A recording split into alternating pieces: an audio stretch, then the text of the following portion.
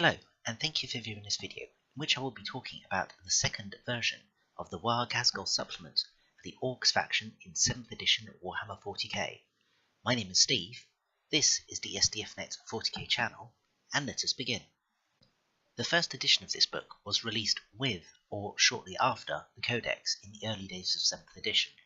The first printing was in hardback, and was mainly fluff but contained a small number of formations.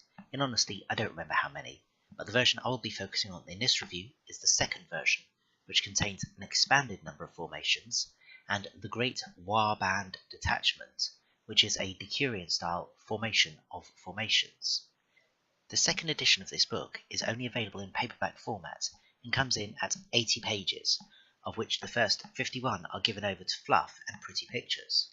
I won't recount all of fluff for you here, firstly to save you poor people listening to hours of my monotonous droning on, but secondly, I'm not sure if the Adeptus Copyrightus of Games Workshop Legal would take exception to me discussing the book at all, let alone giving you the entire contents of it. I'm sure that it is out there on the interwebs if you're interested. Everything always is, but you could always buy the book and read it the old-fashioned way, however it works. Once we get past the fluff sections and into the rules, we are firstly given the Army Special Rules for Forces of the Great Waaagh, and the book-specific Warlord Traits. I will be discussing the new Warlord Traits momentarily, but I encourage you to refer to Part 1 of my Ork Codex review to compare and contrast them in your own mind for which you believe is better. Firstly, the Army Special Rules, which apply to all units in any formation taken from the Great Warband Detachment. Biggest and the best applies to your Warlord only if it is part of a detachment drawn from this book. It means you must always issue and accept a challenge where possible, similar to Chaos Space Marines, however no boon table. Instead, if your Warlord kills an enemy character in a challenge, he can re-roll all failed wound rolls in close combat for the rest of the game. Kill an enemy character in a challenge, which as you'll be wanting to be in melee most of the time won't be hard, and gain shred. You can't really complain. Knowing this, your enemy may attempt to refuse challenges unless they are confident in beating you. Given that the beat stick that war bosses and their kin can be, giving them free shred is something to be avoided where possible. Against Chaos Space Marines, however, well, someone is going to get a free prize, aren't they? Unless both players kill each other at the same time, which would just be hilarious. The second army-wide rule, where applicable at least, is "The Boss is Watching," which unfortunately takes mob rule, something I think gimps orcs to too great a degree, and then cranks it all the way up to 11. This rule states that you must add +2 to any mob rule result, meaning that you are no longer able to simply pass if you're in combat. You will always be taking the extra hits. These hits are at a different profile to the mob rule from the main codex. If you recall, the main codex was D6 Strength 4 AP dash hits. The profile for The Boss is Watching is D3 +3 Strength 3 AP dash. This means that whilst the hits are going to be easier to tank because of the lower strength, you'll be taking more of them, and in a game where weight of dice is king, quantity of dice tends to trump quality. So this is not good news. Personally, I really just don't like this edition's implementation of mob rule, taken from either book. It just feels totally unnecessarily harsh to an already underpowered codex. Guard have a similar mechanic of sacrificing models to stay in the fight, but that's one model, not a potential 6. It goes to support my suspicion that the writer of these books had only one tactic in mind, Green Tide, as anything that comes in a squad size of 10 or less, or really 15 allowing for losses, gets punished by taking them beyond the point of combat efficiency because of this stupid rule. Rant over. I really don't want to lose focus this early on. At some point I will make my top 5 rules that Games Workshop just got wrong. This will probably feature. There are worse offenders out there, but the scale of this rule impacting the entire faction puts it well in contention. Moving on with the review now, this book has its own Warlord Traits table and relics titled Archimedes Custom Gubbins, a name of which I approve. Let's first look at the Warlord Traits because, well, they're first in the book. Roll a 1 and you get Super Shootist. your Warlord gets BS3, which is not totally useless, but I would probably re-roll this one given the option personally. A 2 gets you Waaagh. Your Warlord and any unit he joins gets a Crusader. This is not game changing, but is welcome. The extra movement in all areas where it counts for an army, model and unit that you want closing the distance as quickly as possible is pretty handy. Should you roll a 3, you get Mad Boy. Your Warlord has Rage. Yep, I'll take that. If you've seen my base Codex review, you'll know that I have a claw-wielding warboss here in mind, excluding Ghazghkull himself, who is in fact a claw-wielding warboss, so Rage is just welcome. Rolling a 4 gets you a Cunning Plan. Yes, thank you, Baldric. In the game, it grants your Warlord and any unit he joins outflank. On the face of it, it is good because it keeps your precious Warlord off the table during turn 1 when he's most vulnerable, pre-Waaagh, based on the previous Codex at least, but Orks lack any reserve manipulation, which means you could also not have him on the board until too late in the game for him to be able to make a difference when he does turn up and immediately call a Waaagh. In certain circumstances I could see this being useful, but otherwise I'll probably skip this if possible. 5 grants your Warlord Calling in a Favour, which allows you to choose a single non-relic, so no gifts of Ghazghkull or Archimedes gubbins, and the selected weapon gets the Master Crafted rule. Not bad, has potential, dependent on a loadout of course, but I likely wouldn't re-roll this one. Finally, if you roll a 6, your Warlord gets Die Hard, which gives your Warlord Feel No Pain. Great unless you already have Ghazghkull, who has Feel No Pain, and it doesn't mention it stacks with any existing version of the model. So it's not a bad selection of Warlord traits. There are certainly some good things that I would actually like to get, unlike some codexes where they're all so indifferent or circumstantial that I don't actually sometimes even bother rolling. I would acknowledge that this handicap is one I put on myself by insisting on only taking faction-specific Warlord traits and space magics. Next, let's discuss the much-touted Archimedes gubbins and see what we have here. First out the block, we have the Chopper of the Ragnarok. I see what you did there. This is, as those astute among you might deduce, is a bloody great big axe. So it's off to a good start. Its profile is Strength +2, AP 5, two-handed, with the Grand Destiny unique special rule. Grand Destiny says at the end of any assault phase in which the bearer has inflicted 1 or more casualties, the weapon strength is increased by 1 and the AP is reduced by 1. With the effects being cumulative until the end of the game. So it's a slow starter, but the rules don't state it's each of the Ork players' assault phases, so that basically doubles your chances of leveling up. Good stuff. For 20 points? I don't know, maybe a Claw is still better, as you'll be max killy from turn 1, and being an Ork, your initiative is such that Glacial Ice Flow will be hitting you first in combat. So being limited to Initiative 1 is not that great a penalty. Gubbins the second is a big boss pull, which grants the bearer and any unit it joins Fearless. With Waaagh and other formations I'll be coming to later, this is less useful than it might appear on the face of it. Building redundancy into your army, however, I can think of probably more interesting ways of spending 20 points. Gubbins the third is the Super Cyborg, a massive 50 points, and it gets the user Feel No Pain 5+, Eternal Warrior and Relentless. I won't spend too long on this, it's nice rules, but for 50 points it's pure insane sauce for my liking. Next up we have the Killer Claw, which as you may have guessed is a power claw with the usual profile Strength ×2, AP2 specialist weapon unwieldy, but with the Dead Killy unique special rule. So at 40 points, what are you paying so much for compared to a standard claw? It gives you the option to exchange all your attacks for a single instant death attack. 40 points to swap your precious strength 10 AP2 attacks for 1 instant death attack. To be honest, I cannot see any situation that I would ever do that.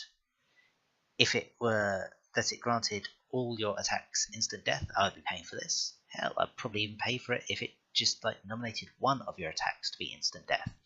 I'm thinking possibly like a Harlequin's Kiss, and the rest just followed your standard profile. It would be a maybe. Long story short, skip it. Buy yourself another claw elsewhere in the army with the points I just saved you. The penultimate relic is the Mega Force Field. Now, you know how I had a fit at the Super Cyborg for its 50-point price tag? Well, this is 75 points, and surprisingly, I'm not going to have an aneurysm about it. But why, Steve, are you not table flipping and walking off? I hear no one asking. Well, my patient audience, I shall tell you. It grants a 6-inch bubble of a 4+ invuln save against shooting attacks. You might recall in my previous content, my regaling the story of Ghazghkull and his Death Star tanking something like 2,000 points of incoming fire before proceeding to punch the enemy army into mush. Well, this doohickey was pivotal in that. It made an already hilariously expensive Death Star unit that much more ridiculous. But, in for a penny, in for a pound, as the saying goes. And if you're fielding a Gaz Star, which I will come to later in this review, losing that many points because of a couple of lucky pie plates of doom, and you may as well just say GG and pack up. This item gives a fairly presentable save to all models and has a reasonable range. It's definitely not an item for every list build, but I think used right it has merit. The final item is a Kill Dagger, which for 30 points gets you a weapon that's profile is generated at random from the following list prior to deployment. This is fun, but kind of random to drop 30 points on. Some of the profiles are pretty good, but we first have to contend with the Ork shooting limitations. If you've forked out for this, you just pray for the +1 BS Warlord trait, and the fact that you could choose the entirely opposite of what your character would want it to be doing. For example, you wouldn't want a war boss with their heavy weapon profile, nor would you want a support meg hanging out with your looters to have the template profile, as neither would get the best or possibly any use out of the range or weapon type limitations. Anyway, on a d6 roll of a 1, you have the heavy template, heavy effect, which is 24-inch range, strength 7, AP 4, heavy D3 +1. On a 2, you have the burning effect, which is the flamer template, strength 5, AP 4, assault 1, it's a heavy flamer. On a 3, you have shooty, 24-inch range, strength 6, AP 4, assault 3. On a 4 is zappy, again 24-inch range, strength 2d6, AP 2, assault 1, and zap.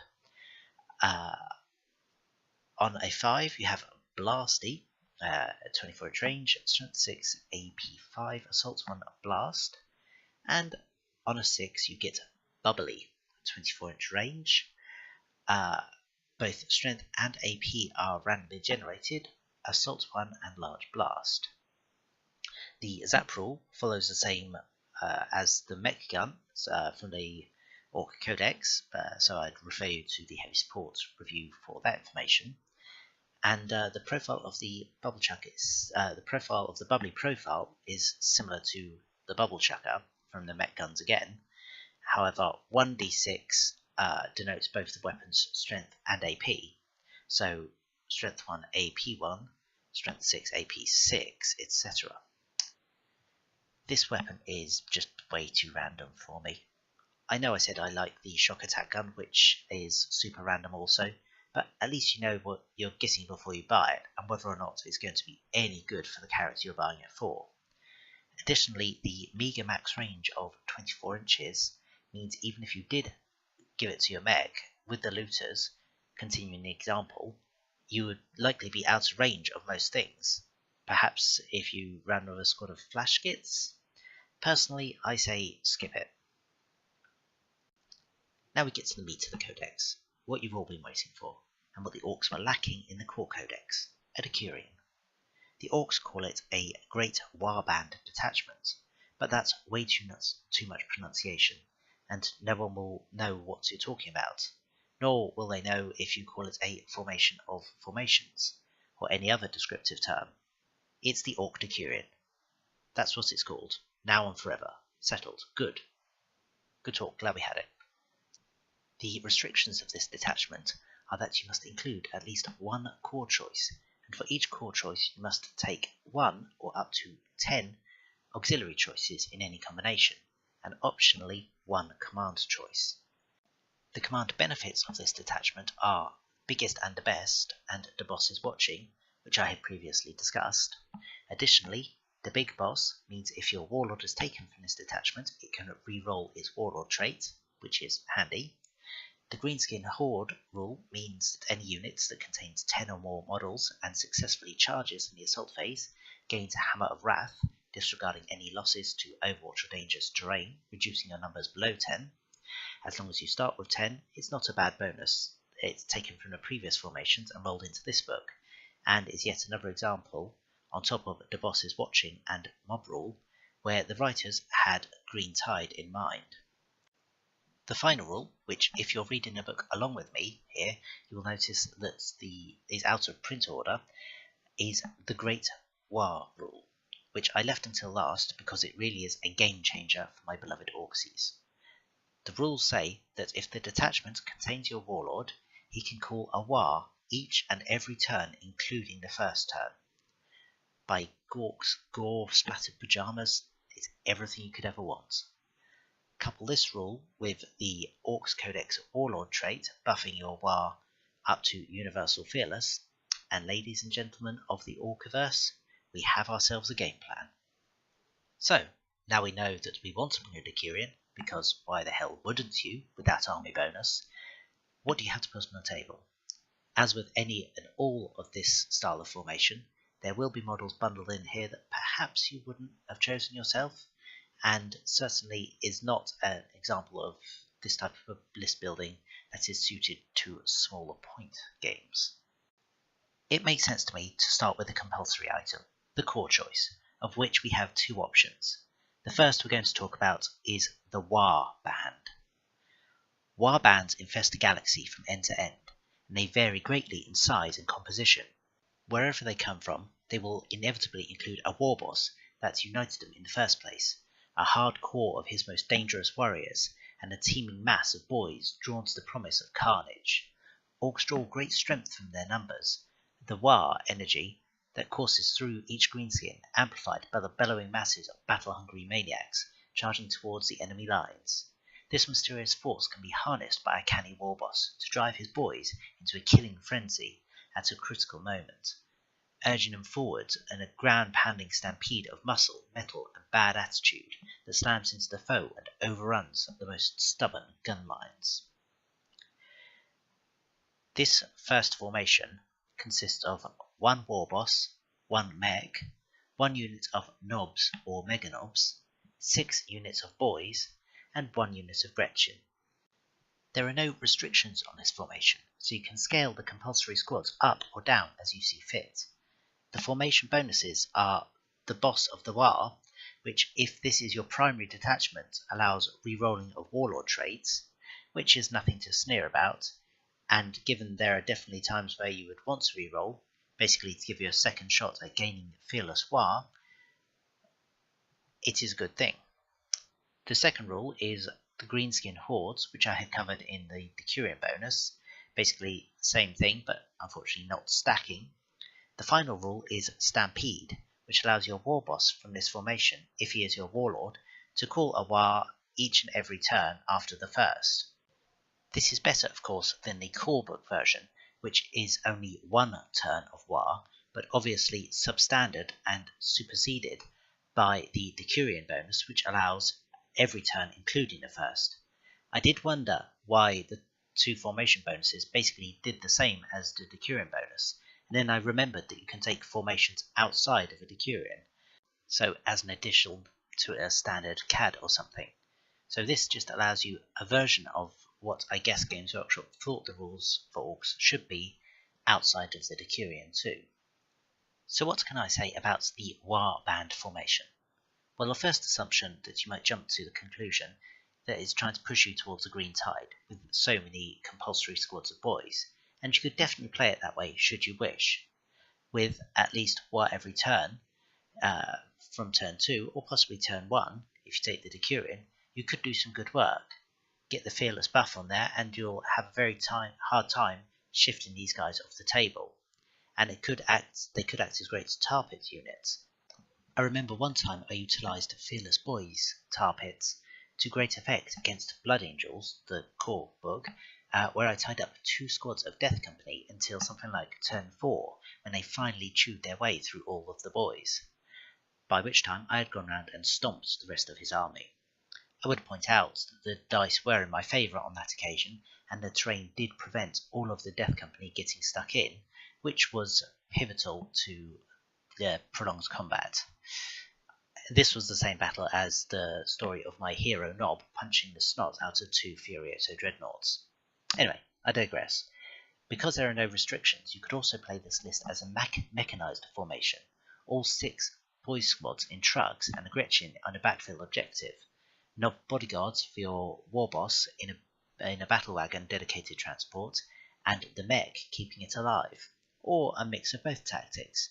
If you recall, when I spoke about the formation from the core rulebook with 6 squads of boys, I had 2 melee squads in trucks as shock troops, 2 blob squads that can now of course run and charge because of Infinite Waaagh, of melee boys following them up, and then 2 squads of shooters providing support, or some variant of that. Basically, you have options. The second of your 2 core choices is a Goth kill mob, it being Goth because, for those of you who didn't know, Ghazghkull is from the Goth tribe. Most Goths put their faith in an avalanche of bellowing boys to win almost any fight. The more gifted amongst them recognise that the lads have a bad habit of getting killed when charging unsupported. Goth boss Drog was just such a visionary and led his boys in a combined arms force of Goth boys and armoured walkers, charging into battle amid lurching and clanking mass of killercans, dreads and noughts. Though Drag met an ignominious end at the claw of Gruk Face Ripper, his so-called kill mob earned a dire reputation amongst his opponents, and has since been imitated by many canny Goth war bosses. For once this sure-footed, head-stomping avalanche of muscle and armour gets momentum up, it is almost impossible to stop. Let's first look at what the requirements are, which are 1 war boss, 1 unit of knobs, 3 units of boys, 1 Gorkanaut, 2 Death Dreads, and 1 unit of killer cans. There are some restrictions on this formation, which states that each of your squads of boys must be 20 models, and the killer cans must consist of 3 models.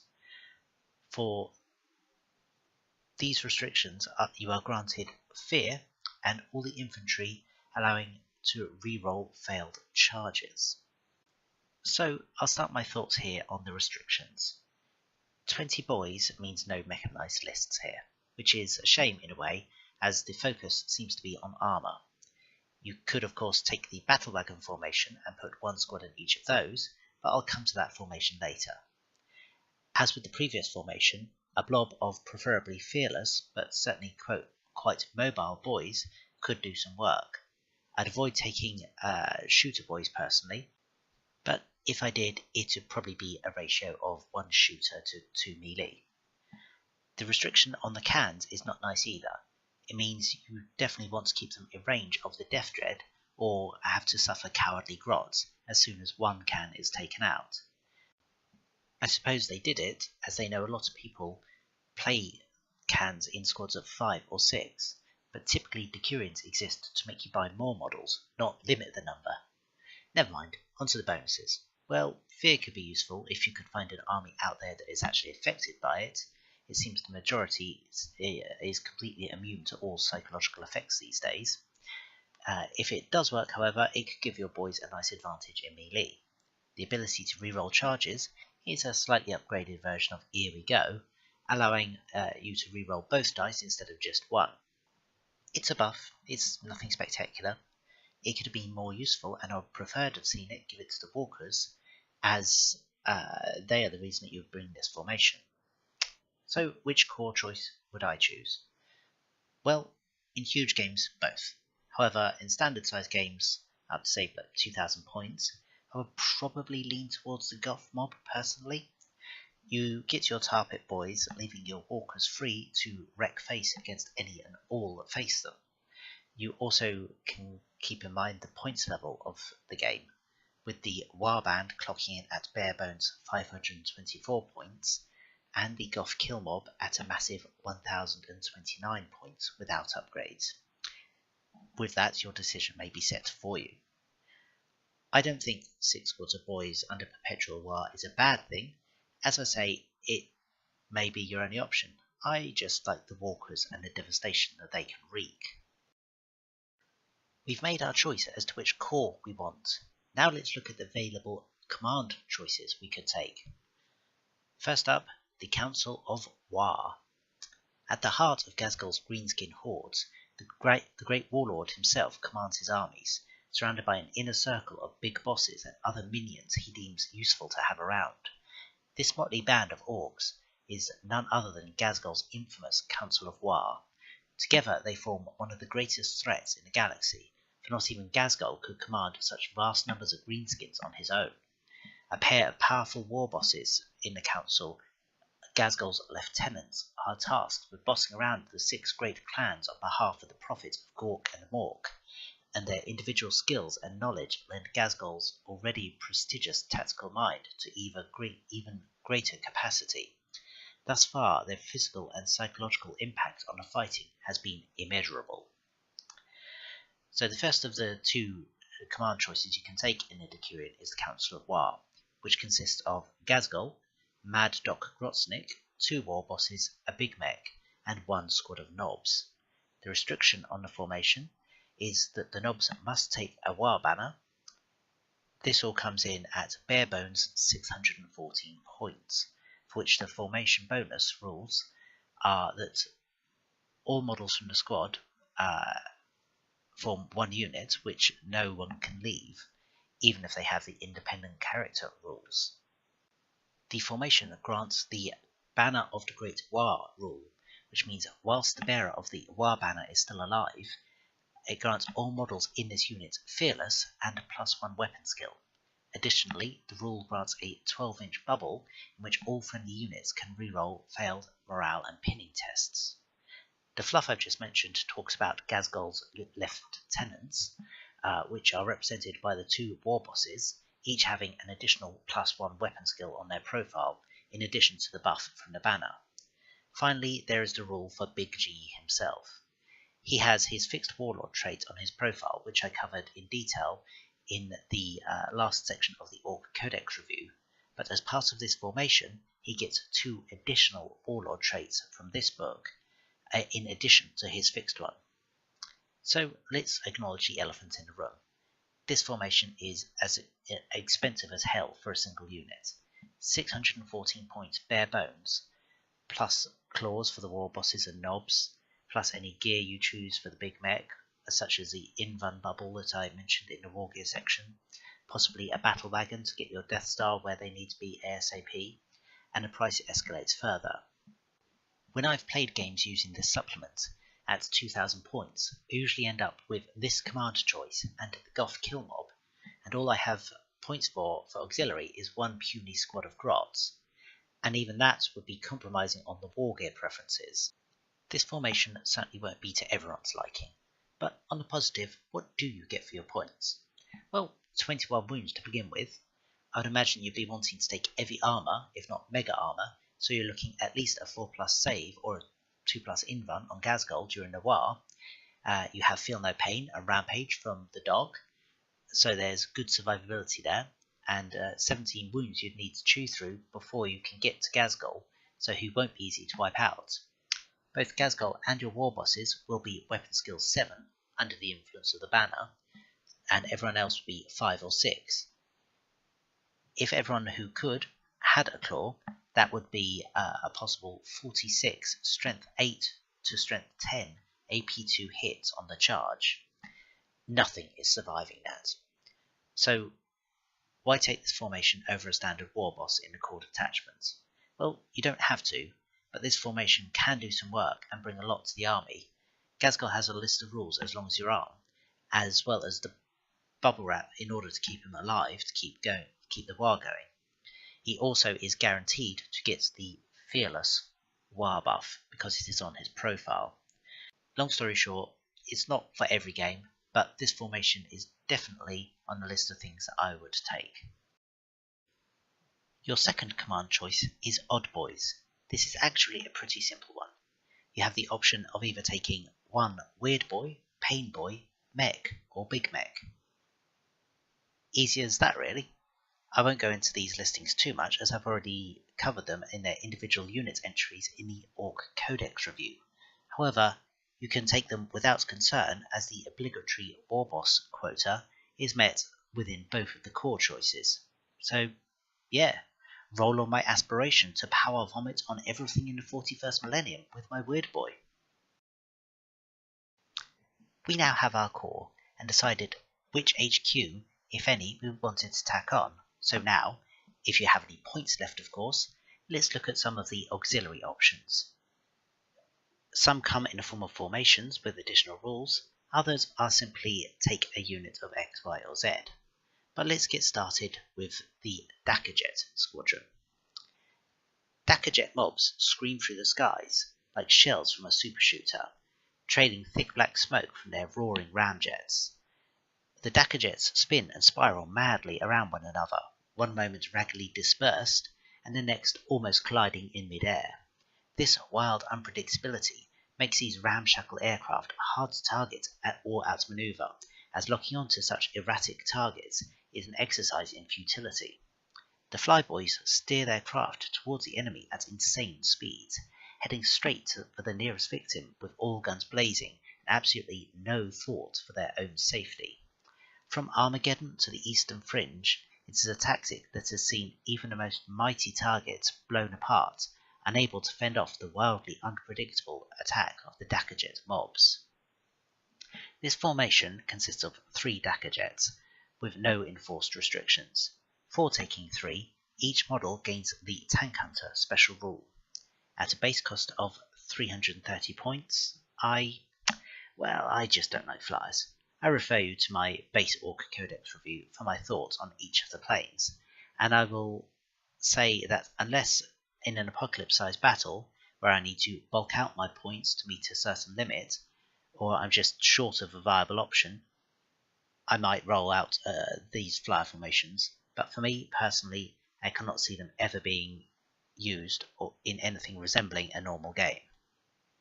But in the interest of the review, to discuss them in this formation and in the context of the Decurion, I do have to acknowledge that Dakkajets got objectively better.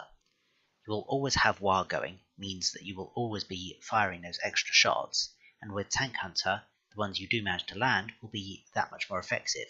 So yes, Dakkajets in this book did get better than the Dakkajets from the Codex. I just cannot see the need for 3 of them. Next up, we have Burner Bomber squadrons. Burner Bomber mobs hurtle into battle at breakneck speed, jostling madly to be the first to immolate an enemy. Wide-eyed and panting, the Ork pilots barely notice flak whipping round them as they thunder low over the battlefield. They line up their crosshairs with the biggest concentration of enemy infantry they can see, then howl with glee as they open fire. Scorcher missiles corkscrew wildly away, explosions of flame blossoming where they slam home.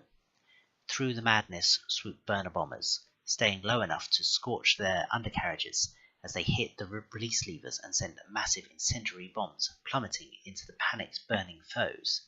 As the burner bomber roars away, nothing but the vast swirling firestorm is left in its wake. So, 3 burner bombers, no restrictions. You get +1 strength to any burner bombs. A bit more expensive at 345 points base, and everything I said about the Dakka Jets will also apply here. The formation makes them directly better, and in fairness, I could see an argument made for having 3 times the number of burninating going on, as opposed to the Dakka Jets' job, which is to shoot down other flyers, meaning 3 planes doing it is overkill 99% of the time. I would just be rather immolating the battlefield via alternate means than planes that will always be out of position when the opportunity arises and you really want some 41st millennium barbecue. Now let's talk about Blitzer Bomber squadrons. As the enemy's armoured fighting vehicles advance across the battlefield, the sound of plunging Blitzer Bomber engines grows to a deafening scream. Often seen flying in a ragtag approximation of an attack pattern, these mobs strike their target in quick succession, performing suicidal nosedives before wrenching back their controls and letting loose the bombs fly from point-blank range. Should some Blitzer Bombers lose control and slam into the ground, or be shot down by the panicked fire of their unfortunate victims, this only adds to the rain of destruction crashing down upon their targets. Even in the case of such unfortunate accidents, however, the rest of the mob's flyboys get a damn good laugh out of it and roar skywards once again.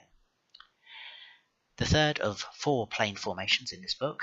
I suppose I should think myself lucky that Games Workshop hadn't released the Wasbomb Blaster Jet at the time of printing this book. We would have to put up with me whining about another formation I don't like. Anyway, this time it's 3 Blitzer Bombers, again no restrictions, and they all get to reroll failed armor pens with the big bomb and reroll glancing hits to try and get a penetrating hit on armor, but they have to accept the second result. At 405 points base, this is the most expensive so far, and I personally actually see it as the least useful, as of the 3 you only get 3 big bombs, after which you're left with flyers buzzing around with very little to do. Finally, for our airborne auxiliary options, we have the Air Armada. Ork aircraft are most dangerous when they take to the skies in large numbers.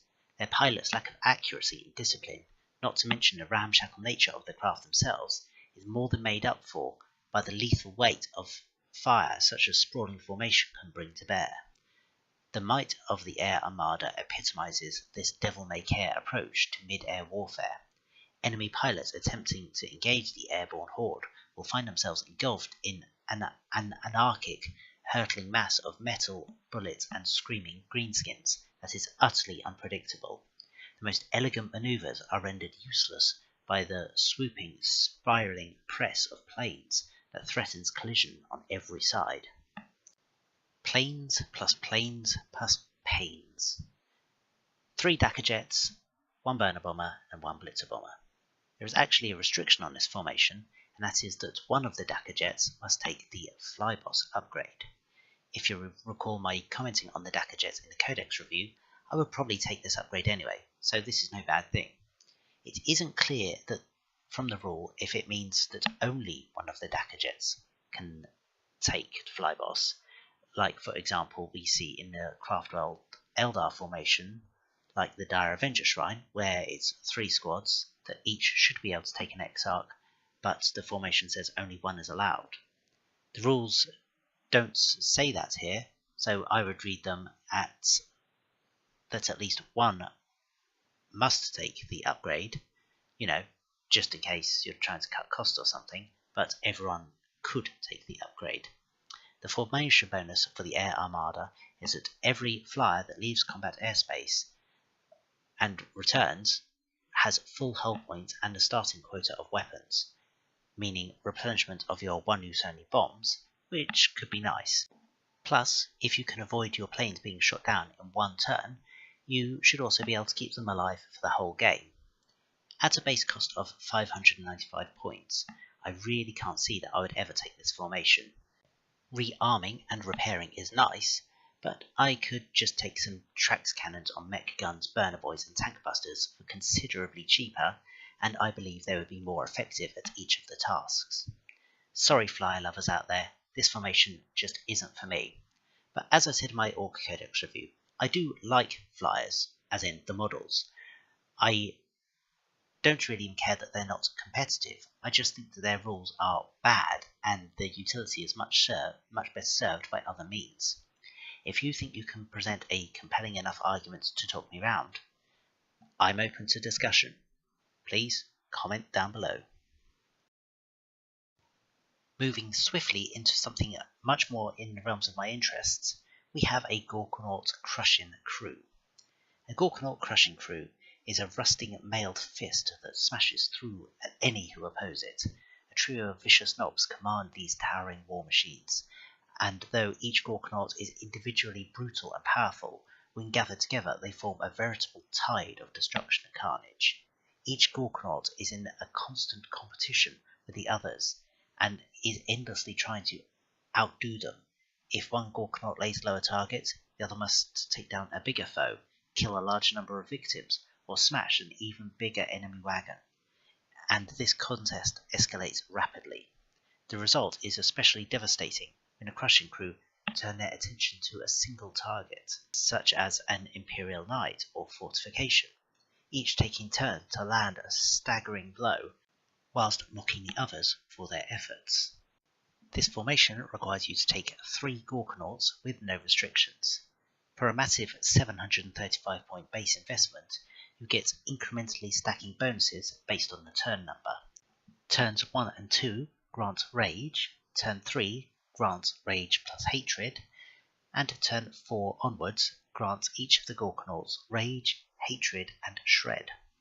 So there are some nice rules here, and at 5 hull points a model, at least one of them is still likely to be around towards the latter part of the game to make use of these rules. It'll also take until the latter part of the game to get them far enough across the board to be getting at those backfield units that have been taking shots at them for the entire game to that point. A Ghazghkull can do good work in melee, so emphasising that with the rules was a good choice. But, and you knew there was going to be a but, 735 points is really expensive. I haven't, as I don't own 3 Ghazghkulls, fielded this, and I could see me doing so, but it would be with reservation, and just for the hilarity of fielding 3 Ghazghkulls. Tactics-wise, well, what's really to say? Keep your best armour facing forwards against the really hurty stuff, and get across the battlefield dackering anything you can on the way in, until such time as you can get into chopping range, and then do that with gusto. A word of warning, however, watch out for tar pits. These things will kill most things you throw them at in melee. However, they are also walkers, so they can get locked into combat with your opponent. And if they're smart, they will throw some kind of fearless blob at them to hold them up for a few turns. If the blob is big enough, it could even be the whole game. Consider a screaming mob of boys to intercept anything that comes your way to spoil your fun. Now let's have a talk about Captain Badrocks Flashgits. Captain Badrock is the most feared orc pirate in the galaxy. While stories of his prowess may seem pretty far-fetched, especially the one about the Imperator Titan, the bandolier of stick bombs, and the exploding Bellicia, none who've seen Captain Badrock in battle can deny his brutal flair for war. Same is true of his crew, a horde of scar-festooned, gold-fanged murderers who love a good fight, almost as much as they love looting corpses for booty. The captain keeps his lads well supplied with both punch-ups and plunder, which keeps them almost unfailingly loyal. Badrock's Flashgits have the biggest, best snazguns that Teeth can buy, not to mention the shiniest armour and the nattiest hats. Their reputation and their firepower has seen them hired to fight by war bosses from one side of the galaxy to the other. This formation consists of Captain Badrock and 2 mobs of Flashgits, with the restriction that each mob of Flashgits must contain 10 models. The formation bonus is that all snazguns become mastercrafted. The formation allows you to, during deployment, form all of the models into one big squad that will be worth 3 victory points where applicable if it were nuked. Bare bones, this formation will set you back 550 points. And the mastercrafted part is nice. Flash kits already come with a git finder, but you will have to be standing still to receive the bonus from that. And when your guns are on super shooty units that only has 24-inch range, that really isn't something you want or can be doing. So the Mastercrafted rule gives you an element of the bonus that you would otherwise just be passing up by moving. And hey, if you do stay still, then happy days, you get both bonuses. I might be tempted to invest in an open-topped battle wagon for these guys, get them up and around the battlefield as quickly as possible. They can also still shoot out of that. 550 points in one open-topped transport is just begging to be flamed, of course, so you would need to be wary of that, and if the risk is heading your way, react accordingly, either by taking initiative and shooting or charging the incoming burniness with the flash kits themselves or an interception unit, or just getting the hell out of dodge. I might be tempted to throw them all into one squad and which would give them the protection from mob rule, which I discussed, which is particularly brutal in this expansion. However, my concern is that would that be overkill? It probably won't be an issue, as I've mentioned before. Orksies can't hit with their guns for toffee, but it's still a lot of dice being thrown at a single target that could have been thrown at 2 targets. No, I suppose whilst composing my thoughts here, overkill is probably better than underkill when it comes to orc shooting. There's little in the way of redundancy in this aspect of the army, so sure, decision made, all one squad, plus a battle wagon, if points allow. Now we have Boss Sniprots' Red Skull Commandos. Boss Sniprot and his Red Skull Commandos had already earned renown for their actions during the Second War of Armageddon. However, it was during the many years of fighting between the Ghazghkulls' withdrawal and a return to the war-torn planet that Sniprot's commandos would cement their infamous reputation. During the bitter fighting amid Armageddon's vast equatorial jungle, the Kazchan Ork hunters learned to fear Boss Sniprot and his Red Skull Commandos above all others. Such were their stealth skills and unusual levels of discipline that the Red Skulls would even refrain from firing their weapons so as not to give away their position, allowing them to creep closer to their quarry before launching their ambush, a tactic all but unheard of amongst the greenskin race. For this formation, you are required to field Snikrot plus 4 mobs of commandos with no restrictions. The formation bonus Sneaky Gids means Snikrot must join one squad, and the whole formation comes in on one reserve roll, and can choose the side it comes in on when it does, no random rolling. All models must enter the same board edge, however. Additionally, if you don't shoot on the turn they arrive, they can re-roll failed cover saves on the turn they arrive, which is a nice additional thing, especially when coupled with the final formation bonus, which is to increase their stealth to shrouded on the turn that they arrive. Now, at 260 points base, probably closer to 300 once upgraded, I would be quite tempted to field this. I would probably keep the squads reasonably small, which I know is going to hurt when it comes to mob rule, but I'm seeing these guys as a distraction and mind games unit. That my opponent knows that I'll be having 4 squads appearing on the board from either side could force their deployment and actions in the game to a central deployment that I could maybe take advantage of in other ways. Keeping the squads small means it won't matter when they die, which they probably will, plus 4 squads means that if my opponent did redirect fire to deal with the new threats, that would be stuff that wouldn't be aimed at my main army, plus to deal with it all, they would need to redirect 4 lots of fire. If they don't deal with it, well, that will be 4 knobs with claws coming at the rears of their backfield artillery, or perhaps a flamer, or 4, to make the guard command squad hiding like sissies wet their pants a bit. This formation isn't about what it will do on the table, rather I'm seeing it as what I can make my opponent think it might do. Good formation, definitely on my shortlist. Now we have the Dread Mob. As the Great Waaagh gathered pace, groups of mechs massed in sprawling workshop shanties to pour all their collective effort into the creation of vast mechanized walkers to accompany Ghazghkull's hordes into battle.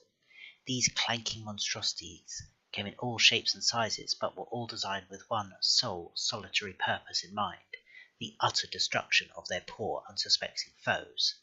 When Waaagh Ghazghkull first reached Armageddon, the endless waves of Orks, vehicles, and aircraft were interspersed with aptly named dread mobs, throngs of crude, stomping constructs under the command of a big mech, bristling with rays of guns, cannons, saws, and claws. Dread mobs stomp their way into the thick of the enemy battle line, where they unleash carnage and death on a scale that is truly horrible to behold. Okay, so this is a big one. At 1,253 points base, you really are going to have to economize and plan your upgrades that you give to this, as well as what you put in your core choice, of which, of course, only one of the two could fit in a 2,000 point game. The formation requires 1 big mech, 1 pain boy, 2 either Gorkanaut or Morkanaut in any combination, 3 death dreads, and 3 units of killer cans. The formation restrictions state that each unit of killer cans must have 3 models. Now, like the example earlier, it isn't implicit that you can't have more than 3 killer cans in each unit, only that there must be at least 3 cans in each unit. I think you probably have to agree with your opponent ahead of time which interpretation of the rules you mutually believe is correct. For me, it doesn't come up, as I only have 1 Gorkanaut, 2 Death Dreads, and 6 Killer Cans, so I couldn't field this anyway. Doubly so, as the models I do have would be used up in the core choice. The bonus rules for this formation are Here We Go, which is nice to see the walkers get, and Wall of Steel, which gives any Hammer of Wrath attacks 3 hits instead of 1, which is nice. Personally, I do not feel the rules justify the points. However, if you just wanted lots of boys on the table from the only core choice available that you could field, but still have some punch in your army, this formation could fill that void, if you have the models for it, of course. Personally, I approach the issue the other way round. I take the core choice with punch and fill in the gaps with the auxiliary choices. Not saying who's right and who is wrong. I might think about doing different if I had the models to field this formation, but I don't, so there. Next on the agenda is the Blitz Brigade. An Ork Blitz Brigade is a motorized formation comprised of a large number of battle wagons and was a common sight on the dust-choked battlefields of Armageddon. Often the first warning of the enemy would have been the distant approach of the rumble of numerous tank engines, followed swiftly by the Orks' opening salvos. Moments later, the Blitz Brigade would be upon the foe, its battle wagons smashing or ramming aside anything in their path, crushing defenders and defences alike beneath the massive bulk. The initial waves are sometimes laden with boys eager to get into the fight at the earliest possible opportunity, but the role of the Blitz Brigade is primarily to destroy, not to deploy. Even without holds of passengers, the sudden devastating assault of a Blitz Brigade has broken many an enemy battle line wide open. For this formation, you are required to field 5 battle wagons, with the restriction that each must take a death roller or reinforced ram. As bonus rules go, you get Scout, which could be useful, Crush 'em, which makes all ram attacks automatically strength 10. You know from my Codex review, I am not the biggest fan of ramming things in game. I'm not against it, it's just something that doesn't ever seem to happen. A guaranteed strength 10 might be interesting, however, or at least knowing to think about the rule in the flow of the game might make me more inclined to undertake the maneuver. The final rule is Know Your Limits, which means embarked units cannot charge turn 1 if the battle wagon scouted, which seems a little redundant to mention, as if you scouted, you couldn't charge anyway. I suppose clearly stating it here helps clear up any ambiguity that might stem from thinking of a similar rule, such as Blood Angels, Angel's Blade supplement, which allows Land Raiders to perform a scout move, but details that that move isn't a scout maneuver, thus meaning you can charge from it. Anyway, we're here talking about Orks.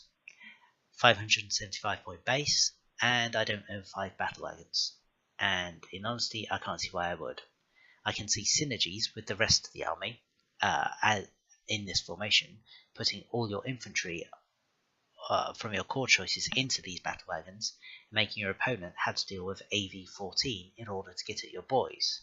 Ram some rhinos at strength 10, popping them, and let your boys clear up the mess. I see this as being better in bigger games, Apocalypse level or so, but if you have the models, go for it. Have fun. I would take this over the planes any day of the week. However, I probably would choose other options over 5 battle wagons for my army if points mattered. The penultimate auxiliary formation we are going to talk about is the Vulture Squad. During the Second and Third Wars for Armageddon, Ghazghkull made regular use of hard-hitting formations of storm boys known as Stormer mobs. Dropping down from high-flying Ork cargo craft, Stormer mobs proved highly effective at clearing defenders from atop ramparts of Hive City outer walls. The most successful of these aerial raids were those orchestrated by boss Ghazghkull and his infamous Vulture Squad. Ghazghkull soon learned to ensure the most daring of these raids were led by the ferocious Stormboy commander, where his own unique brand of violence always carried the day. Unlike the other Stormer mobs of Waaagh Ghazghkull, Ghazghkull's Vulture Squad would often fight not as a trio of Stormboy mobs, but as a single mass of airborne greenskins that left only death and ruin in its wake. Another cheap formation at 200 points base, you require Ghazghkull plus 3 units of Stormboys with no restrictions. The formation rule, dead on target, means you must start in Deep Strike Reserve, but when you deploy, you only scatter 1d6. Not bad, shame you can't charge to turn your Deep Strike. You'll be left out in the open picking your nose, hoping you didn't land near anyone carrying a flamer. You'd never have guessed I produced this review shortly after the Chaos Marines and Blood Angels supplements both gave them these exact rules, would you? I suppose that's the difference between a start of edition book and an end of edition book. Codex Creep has done its work. Not that I resent Blood Angels or Chaos Marines, I collect them both, so I'm very happy. I just want Orks to have it too, as they're as much into punching stuff into mush as those other two. Anyway, Ard Itters means Ghazghkull.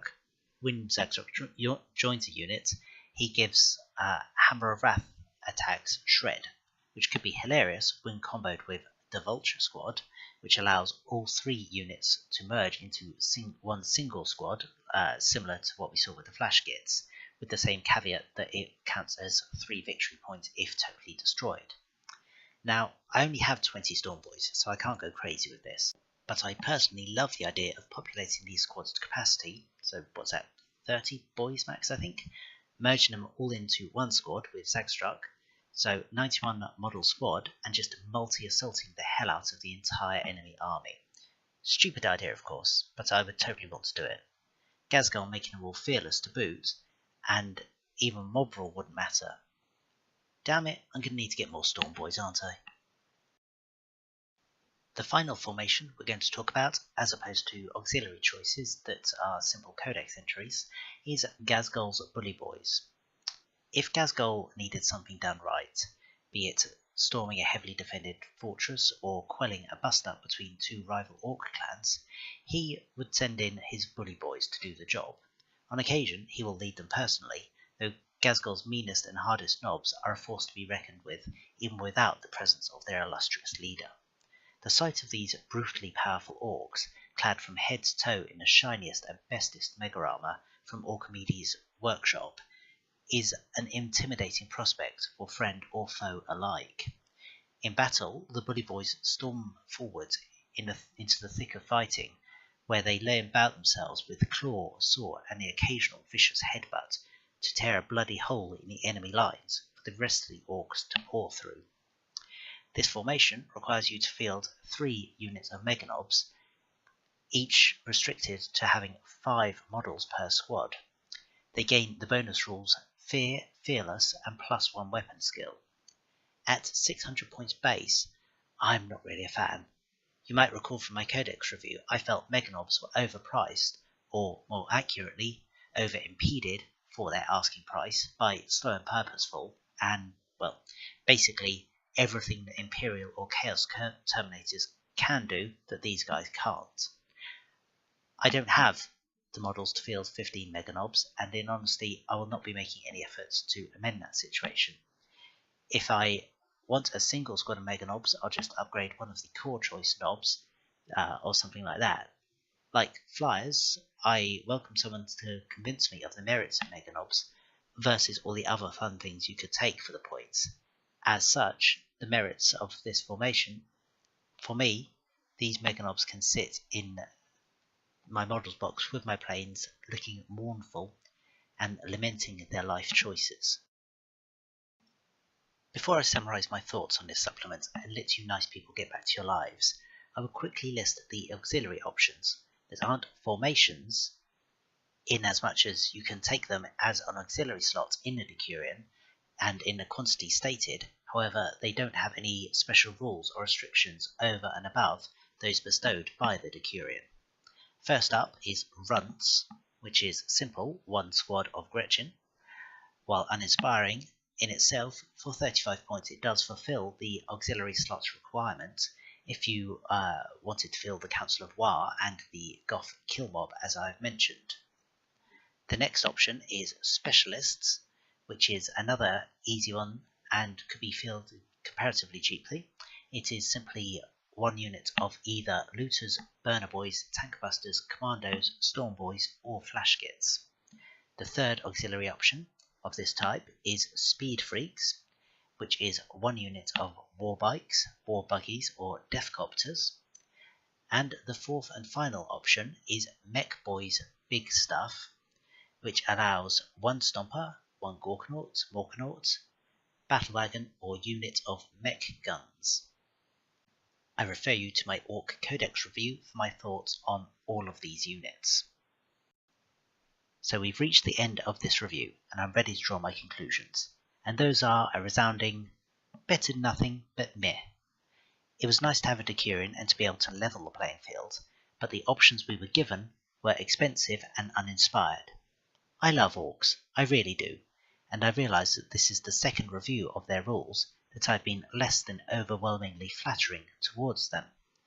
But I just found this supplement dull and really not very flavourful, especially when you compare it to the two books I mentioned earlier, being Blood Angels and Chaos Marines. It's not that they are more powerful, it is the rules they are given feel like they encapsulate the flavour of the faction and the units better. What I'm getting from this book is pick something you like or you want. Okay, now you have to take 3 or 4 duplicates, plus shove in the numerous of the expensive new models anywhere they could. It's unimaginative, and the cynic in me says that it feels like a shameless cash grab on Games Workshop's part, something they were getting really bad at doing for a while, but in recent times, at least at the time of producing this review, they've been getting a lot better about.